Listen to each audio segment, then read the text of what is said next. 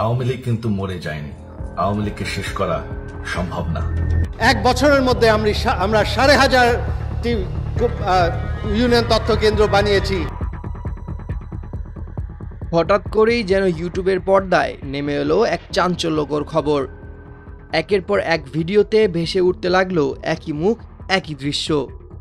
হাতে হাত করা পুলিশের গাড়িতে তোলা হচ্ছে একজনকে, কিন্তু মুখটা যে বড্ড চেনা। এই কি তবে পলাতক প্রধানমন্ত্রীর পুত্র এবং তার আইসিটি উপদেষ্টা সজীব ওয়াজেদ জয়? যুক্তরাষ্ট্র থেকে ভেসে আসা এই খবরে মুহূর্তেই তোলপাড় শুরু হয় সামাজিক যোগাযোগ মাধ্যমে। গহীনের বার্তা নামের এক ইউটিউব চ্যানেল থেকে ঘন ঘন পোস্ট হতে থাকে ভিডিও, সাথে উল্লাসিত দাবি অর্থ পাচারের মামলায় অবশেষে গ্রেফতার জয়। প্রথমে সাধারণ মানুষের চোখে বিষয়টি ছিল এক অবিশ্বাস্য ঘটনা, যে জয়কে নিয়ে এতদিন ধরে নানা রহস্য, তিনি কিভাবে হঠাৎ আমেরিকার রাস্তায় গ্রেফতার হলেন। গহীনের বার্তার চ্যানেলটি যেন সেই রহস্যের জট খুলতে শুরু করে। চটকদার থাম্বনেল যেখানে জয়ের মুখ বসানো হয়েছে অন্য কারো গ্রেফতারের ছবি, আর সাথে জুড়ে দেওয়া হয়েছে বিভিন্ন টকশোর খণ্ডিত অংশ। জেলবন্দি জয়, ইউনূসের চিঠিতে গ্রেফতার জয়, এমন সব শিরোনামে ভিডিওগুলো দেখা হয়েছে প্রায় 7.25 লাখ বার। মুহূর্তেই একদল মানুষ এই খবরকে সত্য বলে ধরে নেয়, আরেক দল এটিকে আওয়ামী লীগের পতন হিসেবে দেখতে শুরু করে। কিন্তু অল্প সময়ের মধ্যেই সন্দেহের বীজ বোনা হতে শুরু করে।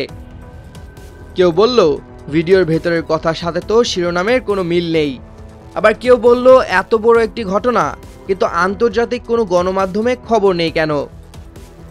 জল্পনা কল্পনা যখন তুঙ্গে, ঠিক তখনই মঞ্চে আসে ফ্যাক্ট চেকিং নেটওয়ার্ক রুমার স্ক্যানার। ভিডিওগুলোর উৎস ও সত্যতা যাচাইয়ে নামে তারা। প্রতিটি দৃশ্য, প্রতিটি থাম্বনেল বিশ্লেষণ করা হয়। অবশেষে বেরিয়ে আসে এক চাঞ্চল্যকর সত্য। গহীনের বার্তা নামের চ্যানেলটি আসলে একটি গুজবের কারখানা। তারা বিভিন্ন টকশো থেকে অপ্রাসঙ্গিক আলোচনার অংশ কেটে এনে তার সাথে ভুয়া শিরোনাম আর সম্পাদিত ছবি জুড়ে দিয়ে এই নাটক সাজিয়েছে। চ্যানেলটির ভিডিওগুলিতে যে এফবিআই নথির কথা বলা হচ্ছে তা 2007 সালের এক পুরনো অভিযোগপত্র, কোনো মামলার নথি নয়। সেই নথিতে থাকার মার্কিন বিচার বিভাগের আইনজীবী লিন্ডা স্যামুয়েলস 2013 সালেই মারা গেছেন।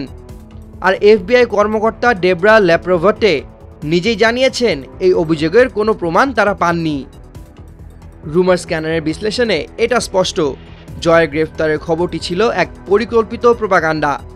কিন্তু প্রশ্ন থেকে যায়, এমন একটি ভিত্তিহীন গুজব কেন এত সহজে লাখো মানুষ বিশ্বাস করল? এর পেছনে উদ্দেশ্যই বা কী? রাজনৈতিক বিশ্লেষকরা মনে করেন এটি শুধু একটি ইউটিউব চ্যানেলের ভিউ বাড়ানোর খেলা নয়, এর পেছনে রয়েছে এক গভীর রাজনৈতিক উদ্দেশ্য। তবে সবচেয়ে বড় কারণটি হয়তো লুকিয়ে আছে জনগণের মনে জমে থাকা ক্ষোভ আর অবিশ্বাসের মধ্যে।